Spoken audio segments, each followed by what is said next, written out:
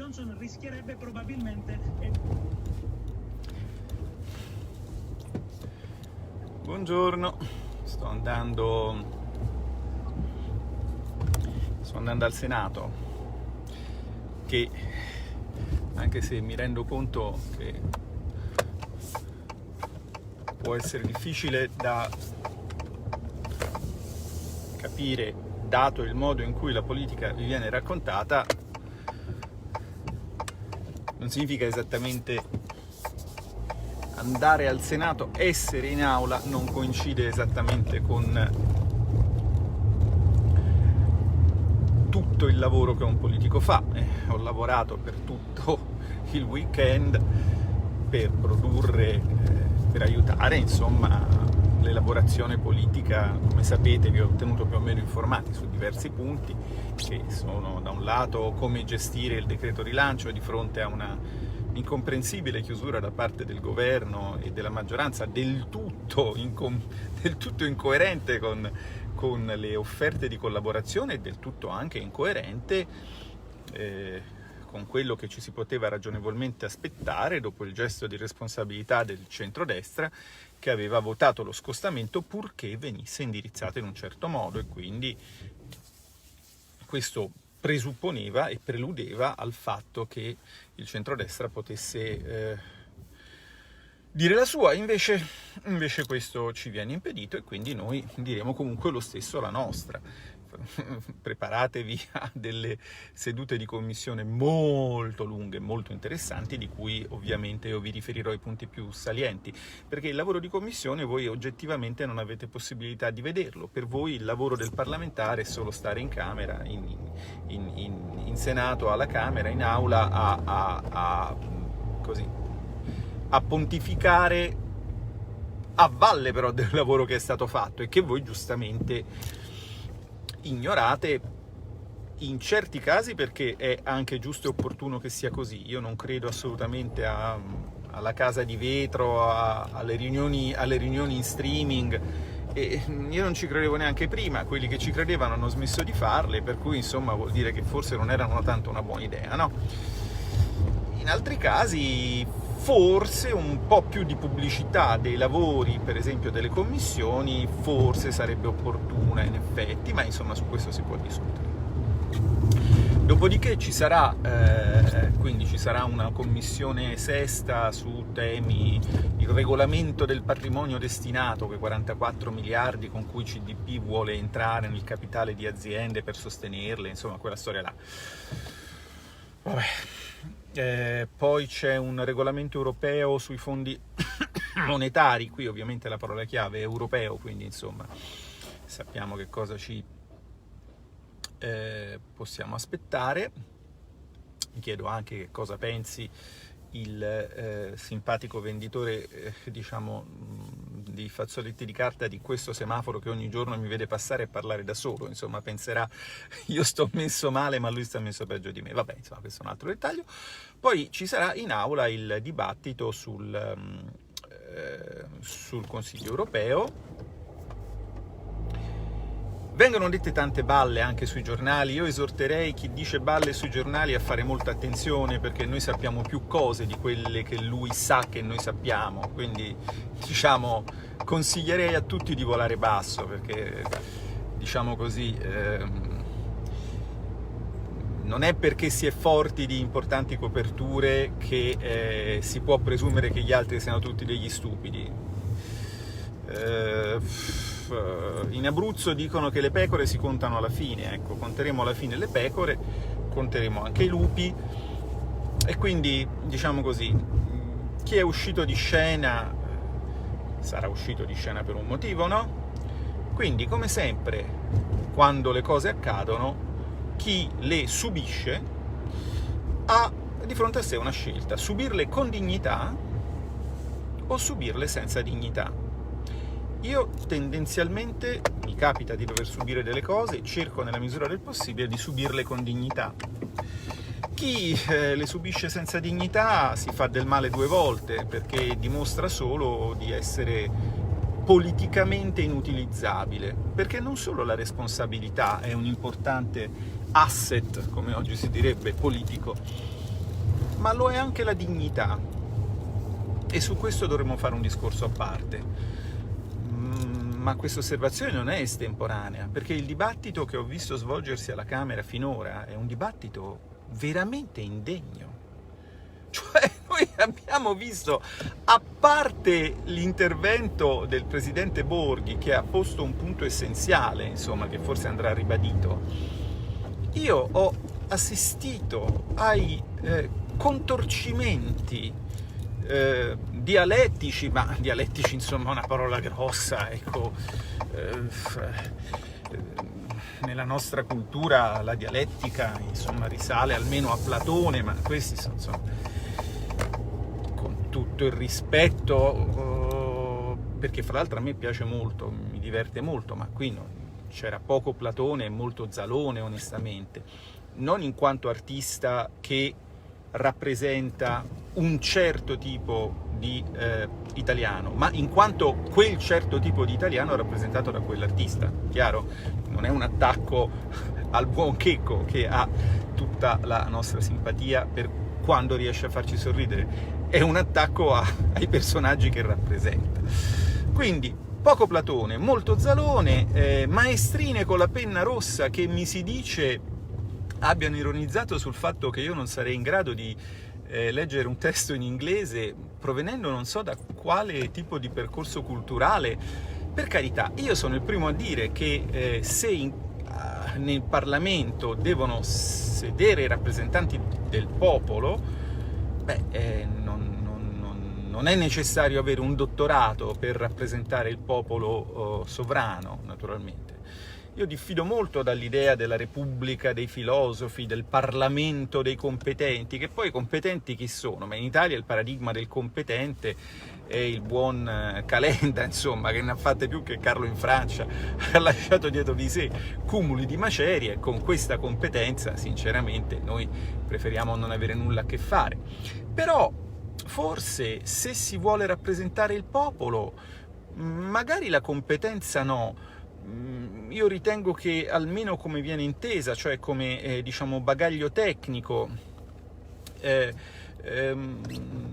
non sia necessariamente una precondizione, perché occorre invece, è una precondizione, avere una sensibilità politica, una capacità di ascolto, una capacità di mediazione, ecco, un minimo di umanità e di quel presupposto fondamentale, diciamo, dell'umanità, che è sapersi collocare, no?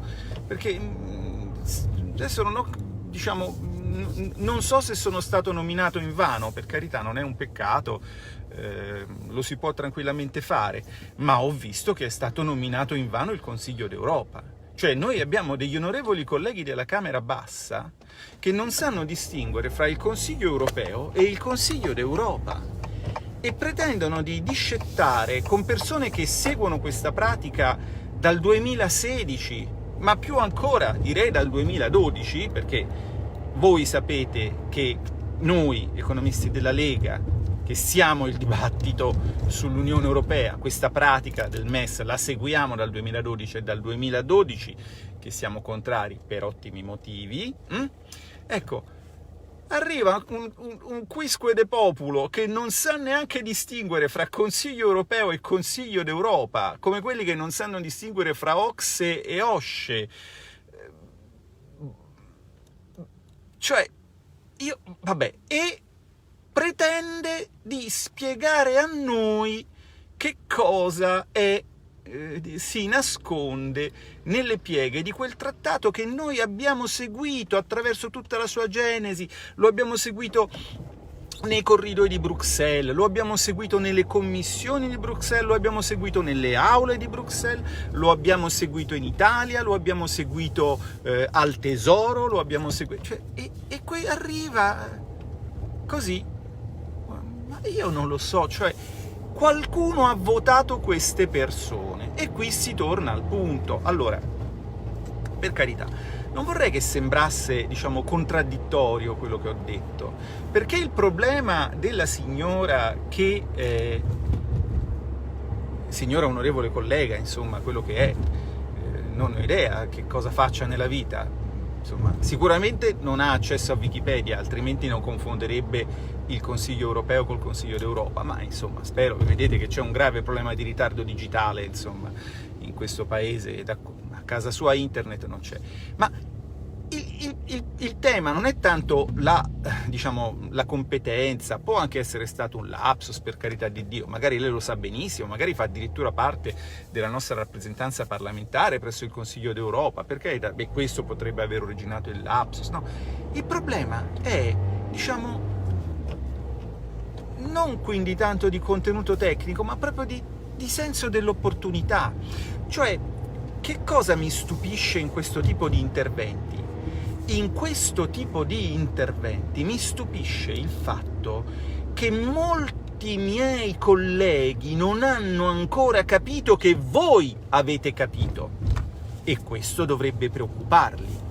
Cioè, prendiamo queste tre parole: Fiscal Compact, Bail-in, MES, d'accordo? L'ultima è un acronimo, ma poco cambia. Se volessimo essere coerenti dovremmo chiamarlo ISM, visto che il Fiscal Compact in inglese si chiama ISM.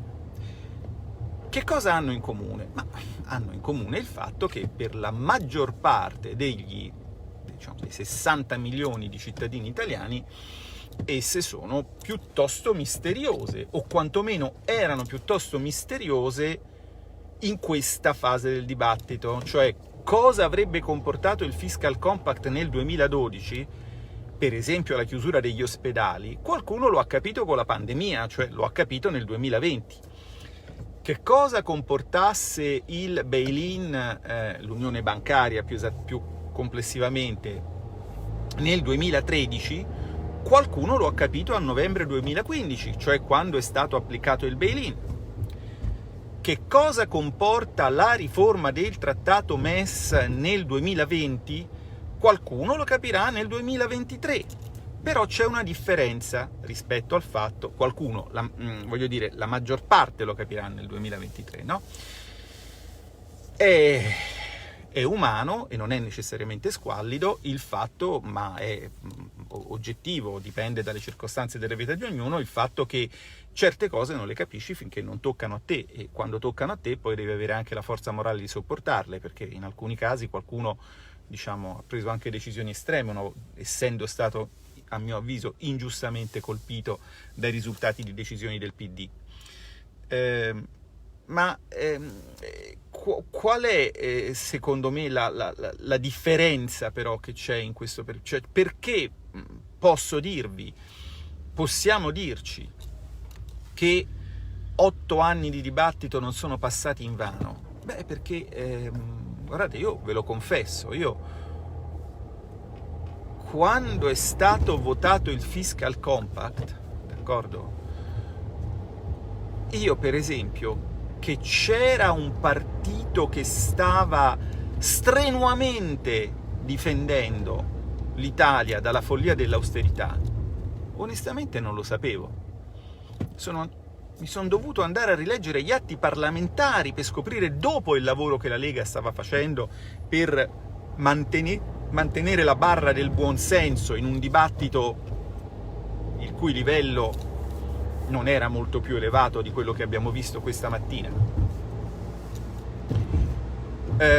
Quando è stata approvata la BRRD, cioè quel pezzo di unione bancaria che comportava il bail-in, io sinceramente, nonostante fosse più tardi, perché fosse il 2015, nonostante sapessi, perché ovviamente da Bruxelles mi avvertivano, da Roma mi avvertivano, che c'era quel passaggio in lavorazione, sinceramente io lo snodo me lo ero perso, perfino io, che, diciamo, all'epoca non ero in Lega, ma ero già il dibattito con la D maiuscola sull'euro. Mi dispiace, è così, cioè non esiste, penso che neanche Stiglitz abbia venduto in Italia più copie di me col suo librino, diciamo, politicamente corretto, insomma, il povero partigiano Joe. Quindi voglio dire, adesso invece tutti voi state seguendo quello che sta succedendo alla Camera, i giornali sono costretti a mettere la parola MES nei titoloni, le agenzie rollano sul MES, al TG1 o TG quello che è si parla di MES,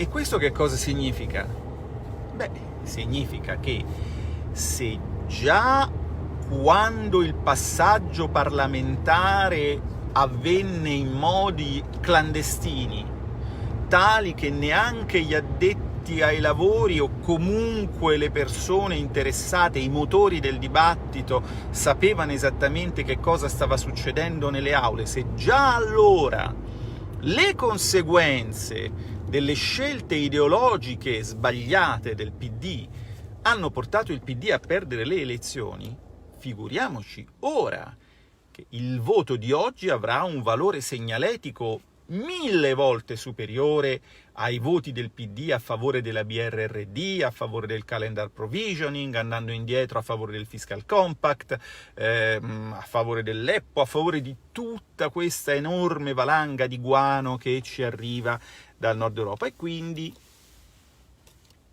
attenzione, nel senso che intanto occorre che chi come voi ci sostiene sia consapevole del fatto che sono stati fatti dei progressi. Adesso queste decisioni non possono più essere prese all'oscuro. Adesso i cittadini sono consapevoli, adesso i media sono costretti a occuparsene, seppure in modo distorto, e adesso i risultati del voto avranno una lettura, una ampia lettura da parte del corpo elettorale. Io, per sapere che Crosetto aveva votato contro il fiscal compact, per esempio, me lo sono dovuto sentir dire da lui. Io all'epoca non lo sapevo. La sua dichiarazione di voto contraria ovviamente è agli atti della Camera, perché all'epoca lui era deputato. Ma voi lo sapevate che lui aveva votato contro il fiscal compact? Io mi ricordo che feci 3 post sul blog sull'approvazione del fiscal compact, ma oggettivamente non ero neanche entrato più di tanto nella dinamica parlamentare, nell'attribuzione delle responsabilità. Adesso invece questo lavoro di attribuzione delle responsabilità viene fatto, le dinamiche parlamentari interessano. Perché? Perché non quegli sprovveduti della scatoletta di tonno, ma altre persone, i parlamentari della Lega, vi stanno informando su che cosa succede là dentro, su chi dice cosa e su quali saranno le prevedibili conseguenze delle cose che vengono dette e dei voti che vengono dati. Quindi questo è un progresso, e se voi sostenete la Lega dovete essere fieri di questo progresso, perché è con il vostro sostegno che si riesce a portare un minimo di chiarezza in questo dibattito e che si riesce ad attribuire le responsabilità. Sembra tutto molto astratto. Il MES non interessa la Sciura Maria, il MES non interessa il Sciur Brambilla. Mi dispiace per il Sciur Brambilla, mi dispiace per la Sciura Maria. C'è però un piccolo problema: neanche il bail-in interessava il Sciur Brambilla prima, dopo sì. Allora io vi dico questo: se voi ci avete dato il potere di rappresentarvi, fidatevi di noi. Se vi diciamo che c'è un problema, è un problema. Se non ci credete, votate PD, non votate Lega. Perché che senso ha votare per persone che vedono prima quello che succede dopo e possono provarlo, perché c'è una lunga serie di atti parlamentari, di dichiarazioni, di articoli di giornale che dimostra che noi vediamo prima quello che succede dopo? Che senso ha votare per persone che, diciamo, di cui dopo capite che ve l'hanno detto prima, se quando ve lo dicono adesso non ne prendete atto e non vi preparate per il futuro, d'accordo? Cioè, guardate che noi siamo sempre gli stessi. Non solo noi siamo sempre gli stessi, l'Europa è sempre la stessa, il PD è sempre lo stesso, le dinamiche sono sempre le stesse. Quindi il MES finirà male. La riforma del MES avrà conseguenze gravi per il nostro paese. Guardate che nei corridoi di Bruxelles non è che facciano tanti misteri di questo, e se lo dicono.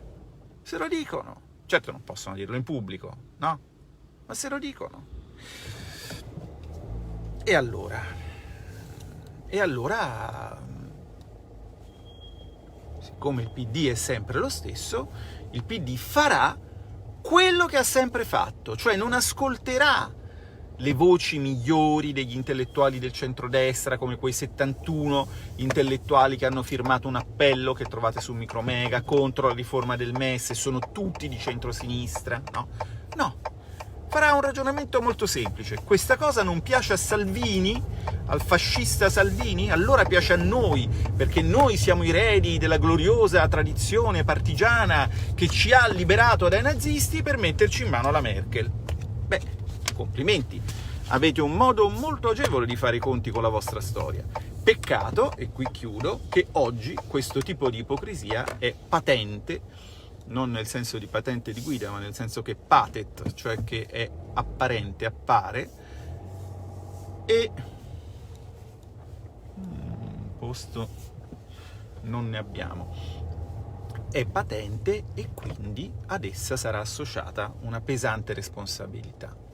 Usciranno oggi dal Parlamento dei patrioti e, diciamo, dei non patrioti, per essere gentili.